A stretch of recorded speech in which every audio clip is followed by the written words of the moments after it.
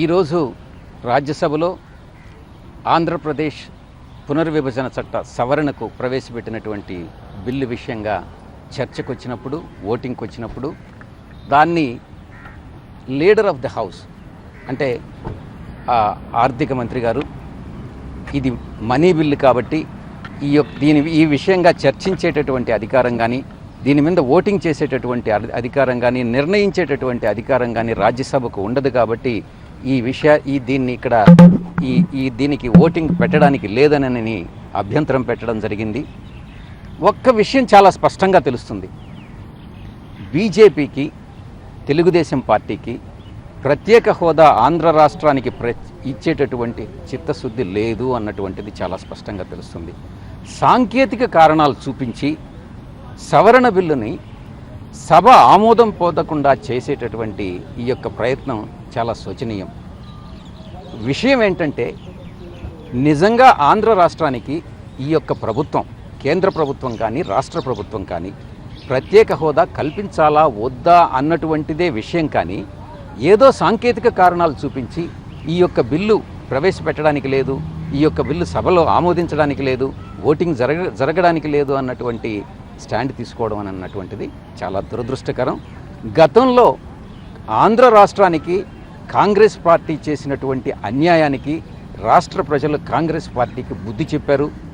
అదే రకంగా ఇప్పుడు కేంద్ర ప్రభుత్వం కానీ, రాష్ట్ర ప్రభుత్వం కానీ అనుసరిస్తున్నటువంటి ప్రజా వ్యతిరేక విధానాలు, రాష్ట్రానికి ప్రత్యేక హోదా ఇవ్వకపోవడం, విశాఖపట్నంకి సపరేట్ రైల్వే జోన్ ఇవ్వకపోవడం, ఇచ్చిన హామీలన్నింటినీ కానీ కేంద్ర ప్రభుత్వం కానీ, రాష్ట్ర ప్రభుత్వం కానీ నెరవేర్చినటువంటి ఈ నేపథ్యంలో గతంలో ప్రజలు కాంగ్రెస్ పార్టీకి ఏ రకంగా బుద్ధి చెప్పారో అదే రకంగా భవిష్యత్తులో బీజేపీకి, తెలుగుదేశం పార్టీకి కూడా బుద్ధి చెప్తారన్నటువంటి విషయాన్ని ఎవరు కూడా మర్చిపోకూడదు. సార్, ఇంకోటి, ఈరోజు చంద్రబాబు నాయుడు ప్రధానమంత్రిని కలుసుకున్నారు, కానీ ఎటువంటి స్పష్టత రాలేదు.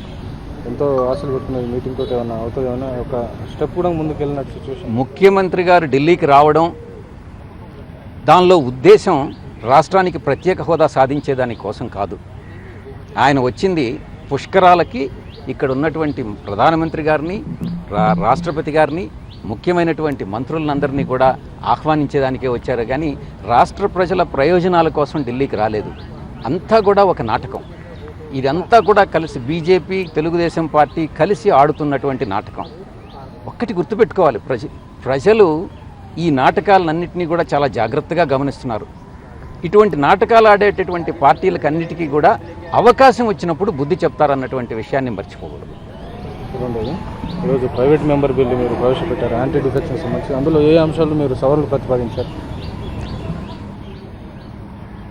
67 మంది శాసనసభ్యులు వైఎస్ఆర్ కాంగ్రెస్ పార్టీ టికెట్ మీద ఎన్నికై, అందులో 20 మంది మన పార్టీని వదిలి గ్లేరింగ్గా అందరూ ప్రజలు చూస్తుండగానే సభాముఖంగా ముఖ్యమంత్రి గారే స్వయంగా తెలుగుదేశం కండువా కప్పి ఎటువంటి సిగ్గు లేకుండా,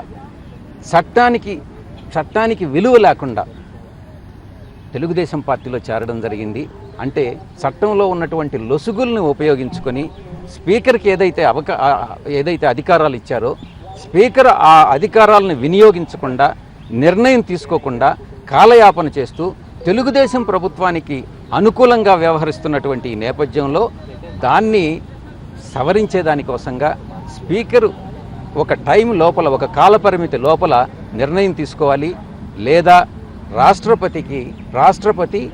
రాష్ట్రపతి గారు ఎలక్షన్ కమిషన్ సలహా తీసుకొని ఈ నిర్ణయాధికారం రాష్ట్రపతికి ఇవ్వాలన్నటువంటి ఉద్దేశంతో ఈ యొక్క బిల్లుని ప్రతిపాదించడం జరిగింది. ఈ బిల్లు త్వరలో చర్చకు వస్తుంది, ఓటింగ్కి వస్తుందని బలంగా నమ్ముతున్నాను.